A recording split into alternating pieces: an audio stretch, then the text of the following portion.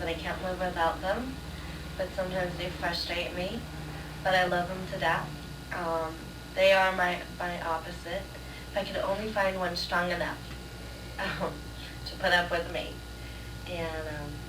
and willing enough to put up with me. And what do I think of them?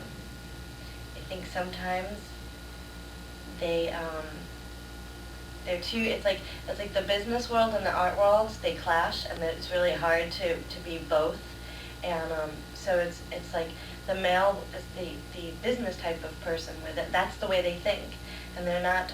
It's almost like they go through life with blinders on, and this is they don't see everything around it, and they don't analyze. So they think one way. Um, Whereas women are their feelings. They use their feelings and they analyze and they look at everything, which is probably why we get more frustrated than men do.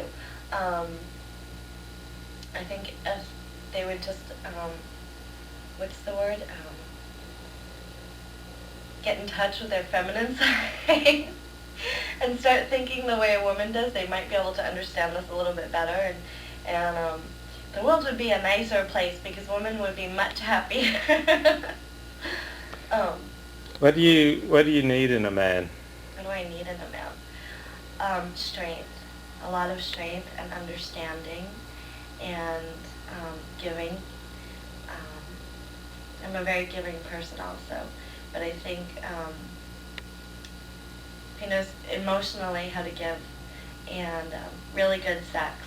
You gotta have really good sex in a relationship, and um, understanding, because women are really hard to understand, and if they would take the time to stop and just when there's a problem, especially when a woman's PMSing and they can't understand why she's crying, well, she doesn't understand why she's crying either. But to stop and just say, okay, I understand she's probably PMSing, or something happened in her life at that time and she can't deal with it on her own, but she's not ready to talk about it, is to give woman her space. Just like a woman would give a man his space, although women do tend to get on top of a man more about things because they don't explain much about themselves either. And so opening up and just being a person and expressing themselves is really important. I need a lot from a man. Said he needs to be strong to be able to handle you. What do you mean? Yeah, emotionally, he needs to be able to, because I'm a very different kind of person. I'm very outgoing. I'm constantly on the go. I want a man who's not afraid to dance. If he's never danced before in his life, I want him to get his butt up on the dance floor and make a jerk out of himself like I would. I want a man to do things with me, to not make promises and then break them. But also when I'm going overboard or I'm on the edge, to just say, Donna, knock it off. Someone to stand up to me and not be scared of me or intimidated, because men do get intimidated from a smart woman. They're not used to that, I guess, because I don't play stupid in front of them. You intimidate a lot of men? I think I do. At least that's the excuse I give myself. Although I've been told that too, that I intimidate them by how smart I am, because I'm willing to stand up and debate them on issues, and I'm willing to stand up to them, especially when they want to give me a hard time. But at the same time, instead of running away from me, they should stand up and ask me what I like to do and take me out doing those things, like maybe doing something different, like horseback riding, or maybe even skydiving, since I haven't done that yet, and I'd love to do that. A walk on the beach, just talking and sharing moments, and telling me about himself. It's really important for me to get to know the inner depths of the guy. Not just knowing me, but being able to know him, and not being scared to open up to me and let me know what he's like. And that's hard because guys don't really do that. And when I meet the guy who finally does, that's the guy I'll follow. Wow, there's so many things. Besides a walk in a park, probably a picnic. I'm your what's the word? Typical romantic type. So a walk in the park, or just one red rose to come over and just hang out and watch a movie. Or a picnic. God, that's so romantic. And walking hand in hand, sometimes just not even saying anything. And then when you say, what are you thinking? They tell you exactly what they're thinking. A nice quiet dinner for two at home. And sitting by a fireplace, just sharing each other, what each other's about.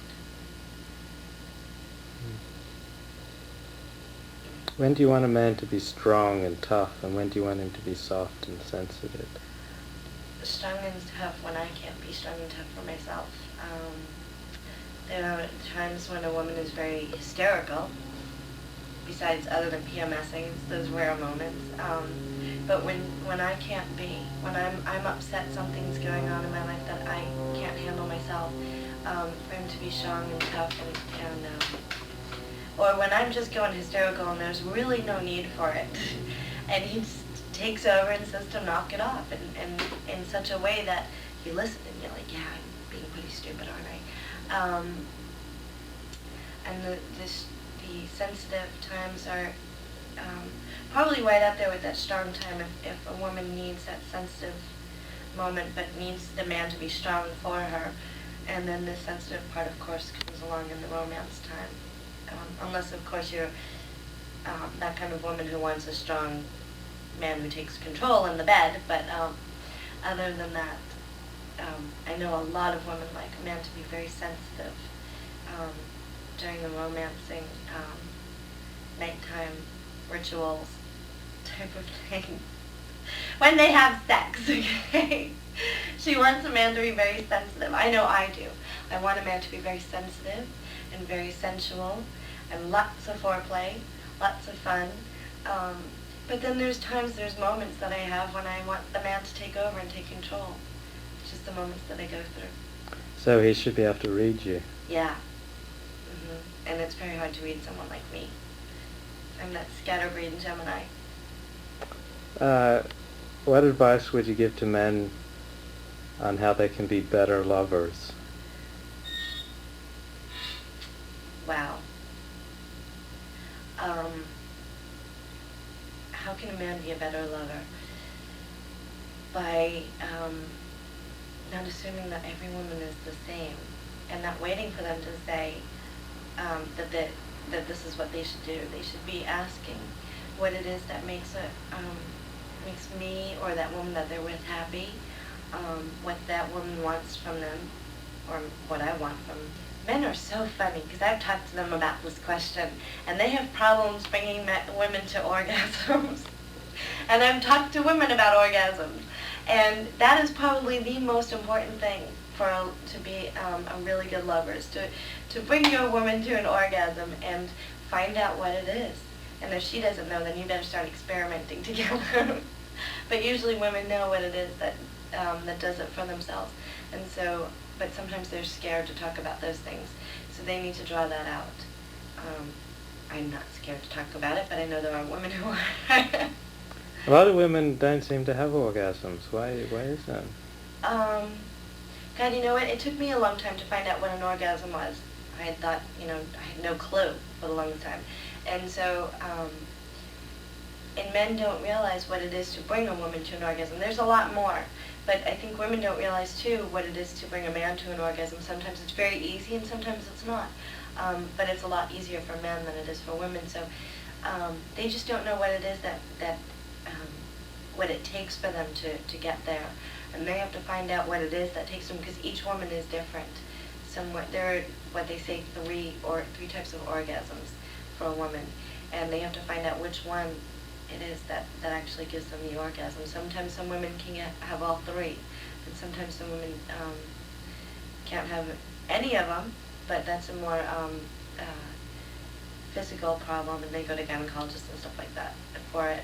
But as far as most women, because I've done research on this topic, most women just haven't experimented and enough with their own bodies, with what lovers or with themselves, to find out what it is that brings them to that point.